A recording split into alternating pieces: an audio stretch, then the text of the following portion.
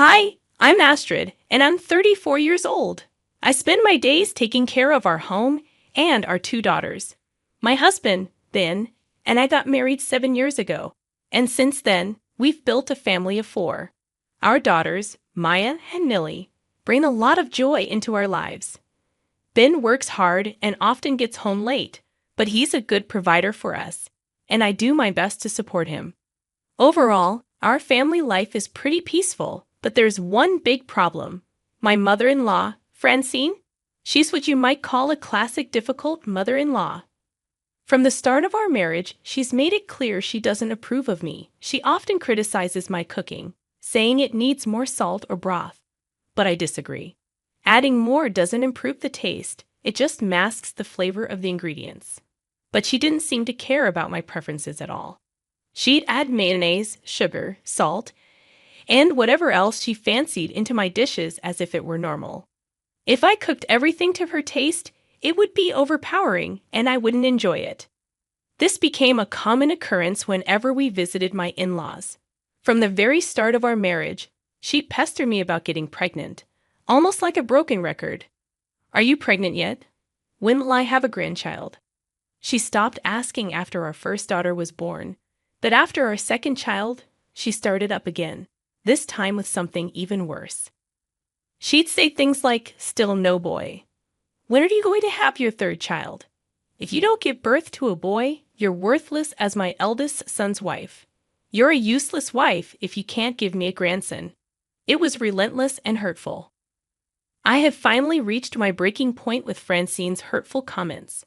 No matter what she said, she always ended it with, "If you don't give birth to a boy, your existence is just pointless." It was infuriating. I mean, how pathetic can you be to judge someone's worth based on the gender of their children? I have two wonderful daughters, and there's absolutely nothing wrong with that. I couldn't understand why Francine would say such terrible things to me. In what kind of backward thinking does she live, insisting that a baby had to be a boy? Children are precious regardless of their gender. These thoughts kept gnawing at me until I couldn't take it anymore. I finally opened up to my husband about the bullying. "I don't want to go to your parents' house anymore," I told him. To my relief, he understood. "Okay, you don't have to visit them anymore," he said. "But you should show up at least on Thanksgiving and New Year's." I agreed, though I really dreaded seeing Francine on those occasions. But as the eldest son, my husband felt obligated to attend, and I didn't want to make things harder for him. With this arrangement, I managed to minimize my interactions with my in-laws as much as possible. After some time, my husband started coming home much later than usual. Normally, he'd be back around 8 p.m. due to his work commitments, but recently it's been closer to 10 p.m. He claims it's because of overtime and work-related socializing. But I can't shake the feeling that something else might be going on. His late nights mean that my daughters hardly get to see him anymore. "Daddy's not coming home today either," they'd sadly remark. He says he's busy at work. It's heartbreaking to see them miss their father so much. That's why I finally decided to address the issue with my husband.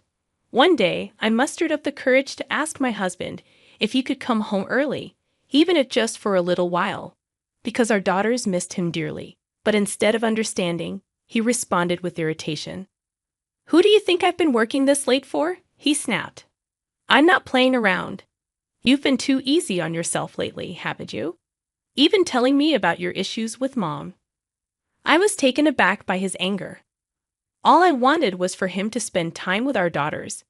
Why did he have to react like this? Gradually, a divide started growing between us.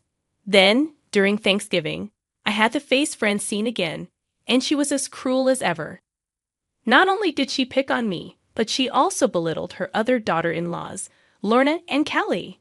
She'd order us around, saying, "You all better get in the kitchen and start getting ready." And when she addressed my daughters, it was with dismissiveness, while showering her second son's son, Timmy, with praise. "Ha, Timmy, come over here." She'd say, "You're very important to me since you'll be our heir." It was clear discrimination. She treated Timmy as special because he was the grandson she wanted, while ignoring and marginalizing my daughters and the other daughter-in-laws. We formed a silent alliance, Lorna, Callie, and I, bonded by Francine's harassment. It's astonishing how Francine can switch her attitude so abruptly. I never imagined she presumed to decide that Timmy would be the heir without consulting me. It's beyond disrespectful. And you're right, it's not just Francine's behavior that's troubling. Our own husbands seem completely oblivious to the way their wives are being mistreated. They're off drinking and socializing while we're left to deal with the pressure from Francine. To make matters worse, Francine talks behind our backs to her relatives, spreading hurtful rumors and making outrageous comments like, "She really is a bad wife who can't get pregnant with a boy." It's appalling. Lorna, Callie, and I found solace in each other. We realized we were all going through similar struggles, and we leaned on each other for support. We promised to stand by one another, no matter what challenges came our way. As the months flew by, New Year's Day arrived, and Francine continued to boss us around, treating us like her servants. She'd rush us to bring out dishes and refill drinks promptly. Then she'd swoop in, holding my son, gushing about how adorable he was, and allowing all the relatives to hold him too. But things took a nasty turn when Francine, perhaps fueled by alcohol, started spewing hurtful comments loudly. "Why don't you leave your wife and get a new one then?" she exclaimed. Shockingly, my husband agreed, saying, "You're right, Mom. Maybe I don't need a wife like her." Their laughter echoed, joined by the other relatives, while we wives stood there in disbelief, feeling the weight of their cruelty. Then Francine went too far. She shoved divorce papers in my face, saying, "You should sign this already. I don't want you in this house anymore, and I don't want your granddaughters either. So you take them." It was a moment of utter betrayal and heartbreak. My husband stood there with a smirk on his face as Francine handed me the divorce papers. Feeling like I couldn't endure their cruelty any longer, I agreed to sign. To my surprise, my husband and I both completed the paperwork, and the divorce was finalized right there at the New Year's gathering. "Now I'll be able to live peacefully without any more hassle from you," Francine remarked, laughing alongside my husband. Feeling utterly alone, I decided to leave first. But before I could, Lorna and Callie rushed to my side, asking if I was okay. "I'm fine now," I assured them. "I'm leaving, but you two should find a way to escape too." As we exchanged these words, my sister-in-law Winona, who usually left early, suddenly spoke up. "I'm so happy for you, Astrid, that you got to divorce my terrible brother," she explained. My husband's face turned pale. "How dare you say that to your own older brother?"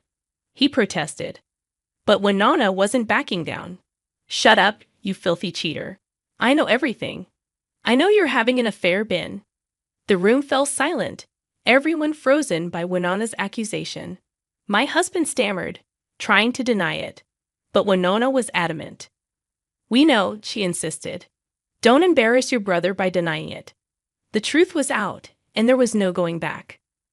With a triumphant air, Winona presented incriminating photos of Ben with another woman to each relative's seat, shocking everyone in the room. "How did you even?" Ben stuttered, clearly caught off guard. "You're having an affair with a classmate of mine from high school," Winona revealed. "Another classmate saw you together and took these photos for me. Now you can't get away with this. With the divorce finalized, you must pay alimony and child support to Astrid, okay?"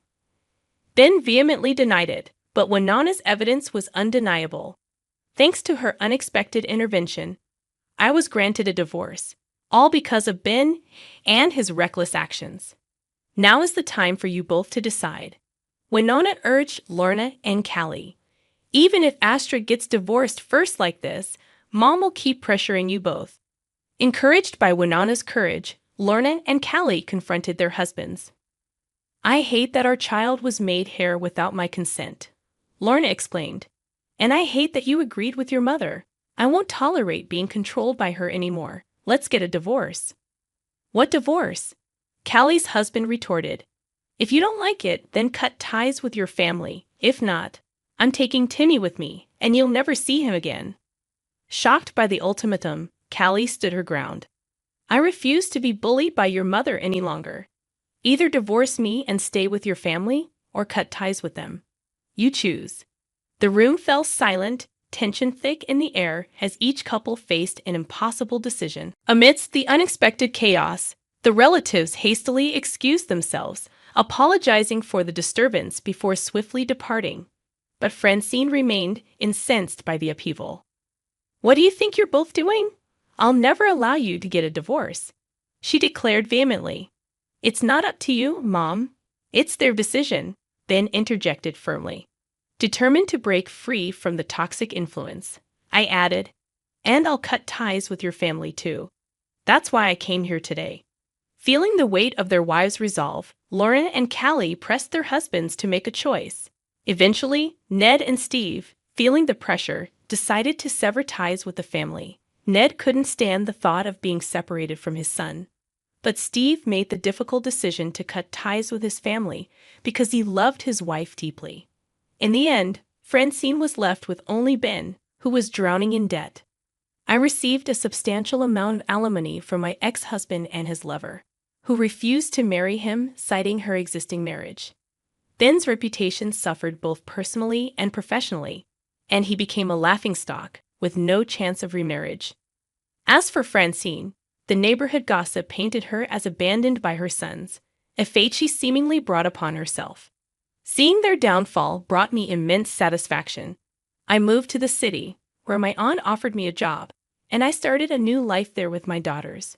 Winona, who also lived in the city, became a close confidant. We often met for drinks and arranged playdates for our children. For now, I decided to focus on work and providing for my daughters. Love can wait, but my daughters' well-being cannot.